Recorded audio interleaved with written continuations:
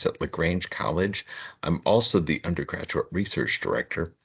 And you probably don't recognize me because normally I wear a blazer and I wear a tie and a dress shirt and I'm on campus. But here I am at home with our cats. It's just me up close to 11 o'clock at night. I've got I've got jury duty tomorrow. So and I have my car's not really working. So I apologize that I cannot be there in person to talk with y'all. But I still do want to convey how much I'm interested in getting you excited about undergraduate research at LaGrange College. And it's also kind of late. It's 11:25, so that's why I'm not speaking a little louder because I don't want to wake up anybody else. But I've got a little bit to show you about what undergraduate research does at LaGrange College. So let me share my screen with you. Okay. So usually what happens is we have two big events, although undergraduate research is something people do year-round at LaGrange College. The big things that you probably want to know about are the Undergraduate Research Symposium and then the Honors Day Heinz Awards.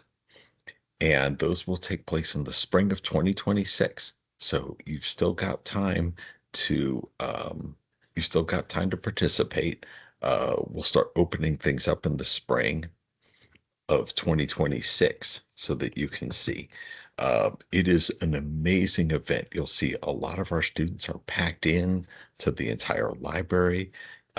You'll see how excited the professors are, the students. We definitely recommend inviting guests from other people.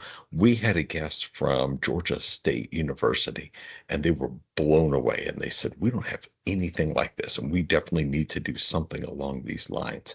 So that was a nice compliment. We always know it's something we enjoy, but to see other people get excited about it is something amazing. And the students get a lot out of it. As you can see, there'll be many different types of ways which students can present.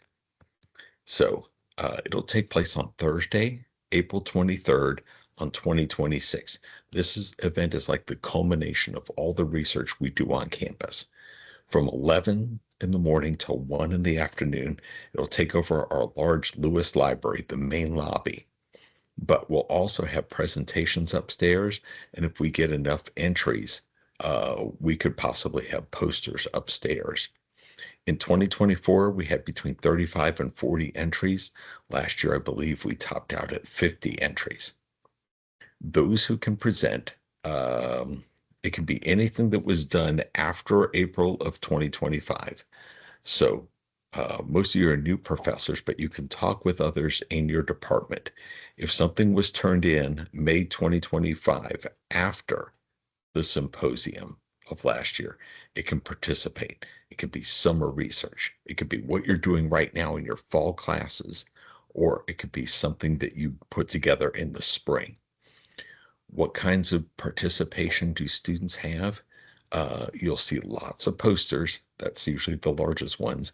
We started working in presentations where students have the material on a PowerPoint, a series of laptops. Some have hard copy papers, or their paper is on the laptop, and they'll stand by these and talk about them just as they would at a poster session. All kinds of displays. And by displays, that means we'll have art, we'll have music, we'll have theater. You can have video presentations. For the first time ever, we had verbal presentations upstairs in our Corn Auditorium. And I would love to see that expanded to the Media Room 317. If there's some format that we haven't thought of, talk with me and we'll find a way to work it in.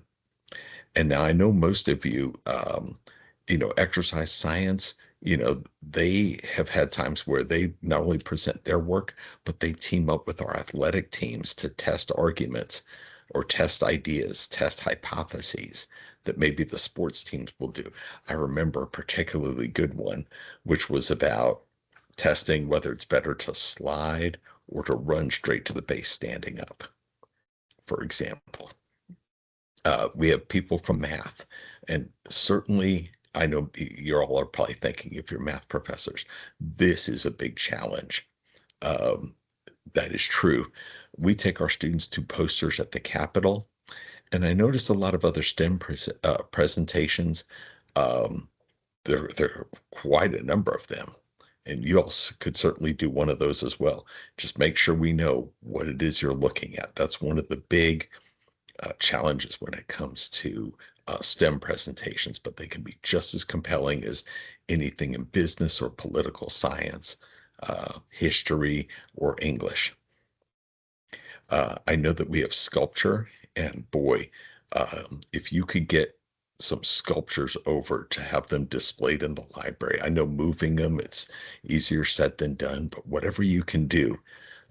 We've had judges go out to the sculpture areas to see things, but boy, I would love to see those artworks, in the library.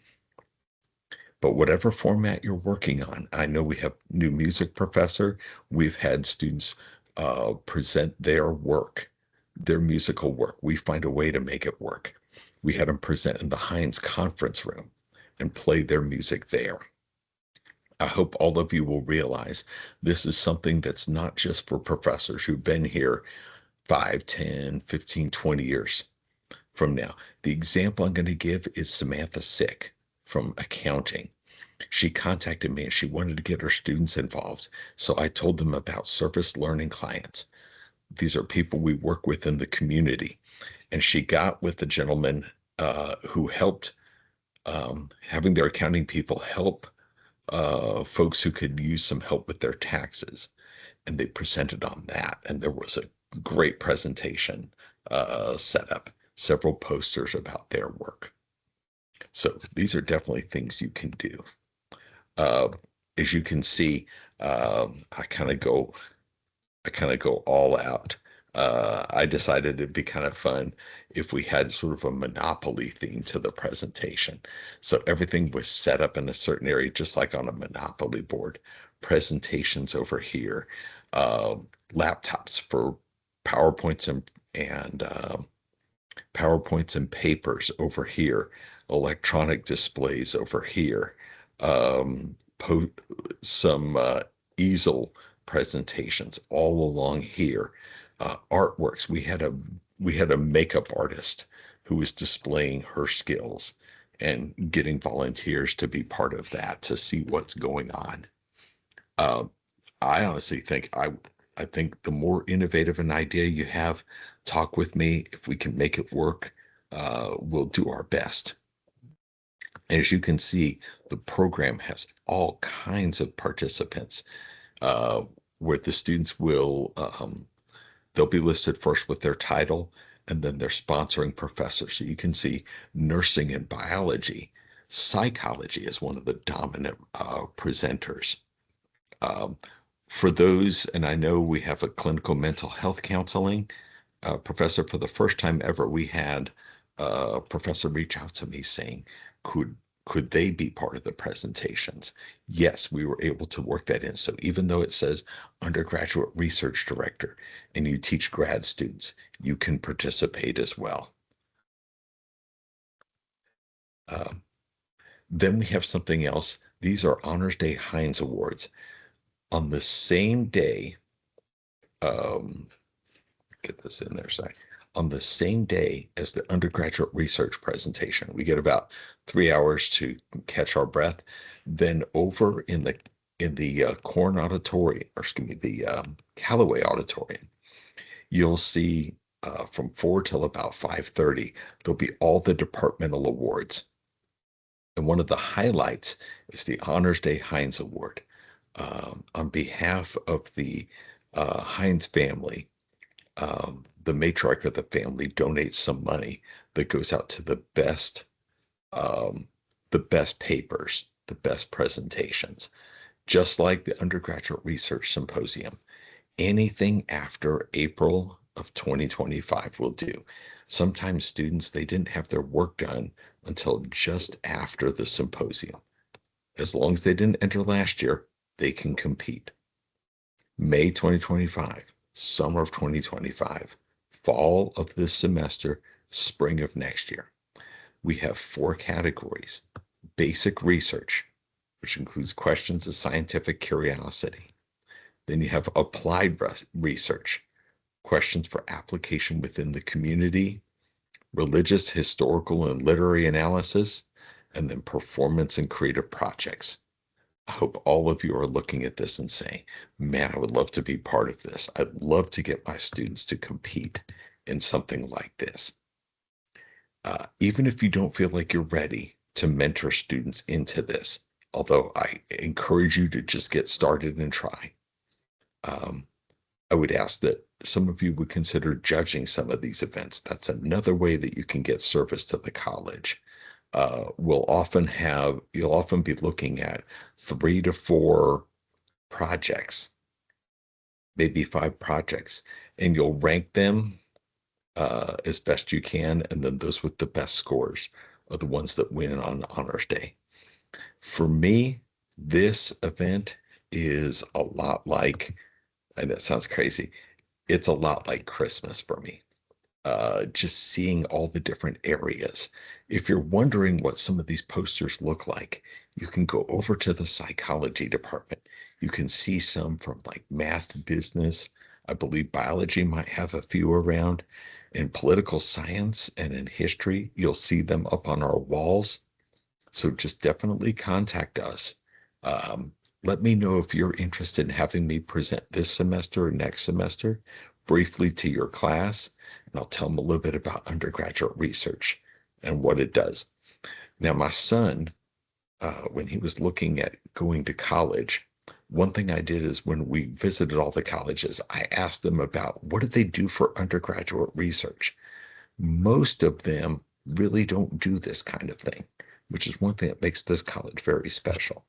Um, where my oldest went, Agnes Scott, they had some donor give them a lot of money, and they put on an incredible undergraduate research symposium, which is why I try and go all out just to compete with Agnes Scott, just like our students try and compete.